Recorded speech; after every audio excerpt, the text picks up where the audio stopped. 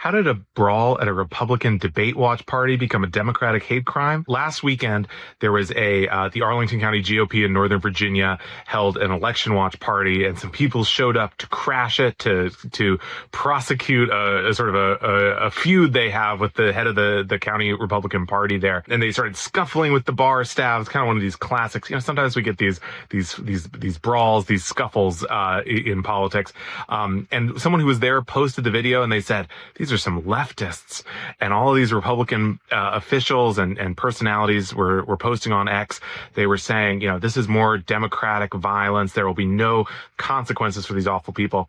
But as it turned out, these were Republicans. These were people who had previously organized a disastrous Trump 100 Days party that's been compared to the Fire Festival, a sort of political version of the disastrous party in the Caribbean. And so this is sort of the DC version of the Fire Festival. And so, in fact, these were Republicans all along. And so it's just one example of these incidents that are supposedly Democratic hate crimes, Democrat violence against Republicans that are turning out to actually be hoaxes or to be Republicans themselves committing it. Another example comes in late September with a teenager named Caden Spate. This is a guy, he went missing in Florida, 17-year-old. But first, he texted his mom, "I'm being chased by 4 Hispanic men. They've shot at me." And this became a big cause celeb on the right. People said, you know, oh no, you know, maybe he was wearing a MAGA hat. Maybe these are undocumented immigrants who are pursuing this young white teen, and to get revenge over ICE raids. You know, this is going to be this huge moment in America, that this young man being kidnapped and maybe murdered.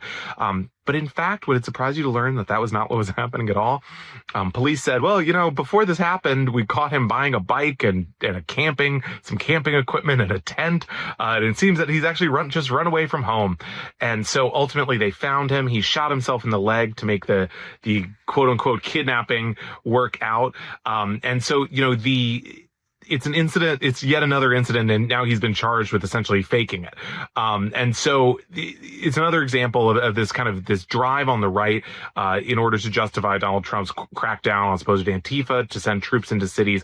Another example of these incidents that they really latch onto really quick, then turn out to be, in this case, in both of these cases, hoaxes. My name's Will Sommer. I'm a reporter with The Bulwark. I write a newsletter called False Flag about right-wing media. We get into this kind of stuff, and there is no shortage of these kind of bizarre stories that are driving our politics these days.